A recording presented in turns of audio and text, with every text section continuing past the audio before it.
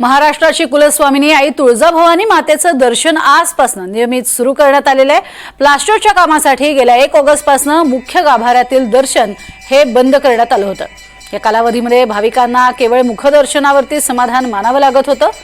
मात्र आता प्लास्टरचं काम पूर्ण झालं आहे आणि त्यानंतर दर्शन हे खुलं करण्यात आलेलं आहे आणि याचाच आढावा घेतलेला आहे आमचे प्रतिनिधी ओमकार कुलकर्णी यांनी।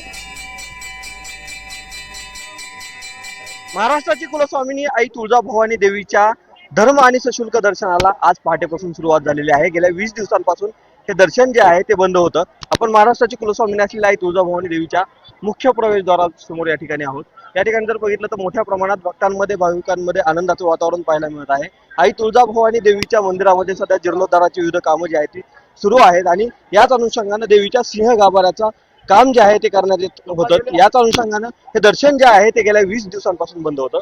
मात्र कालच मंदिर प्रशासनाकडून एक जाहीर प्रकटन काढण्यात आलं, त्याद्वारे कुठेतरी 20 तारखेपासून हे जे मंदिराचं दर्शन आहे ते सुरू होणार असल्याचं सांगण्यात आलेलं आहे। खरं तर पाहिलं तर सुरुवातीला 10 दिवस हे दर्शन जे आहे ते बंद ठेवण्यात येणार होतं। मात्र या कामाला अवधी लागत असल्यामुळं याचा कालावधी जो आहे तो वाढला आणि आजपासून दर्शन अखेर जे आहे ते भाविकांना खुले करून देण्यात आलेलं आहे। यामुळे भाविकांमध्ये कुठेतरी आनंदाचं वातावरण पाहायला मिळते। ओंकार कुलकर्णी, NDTV मराठी, तुळजापूर।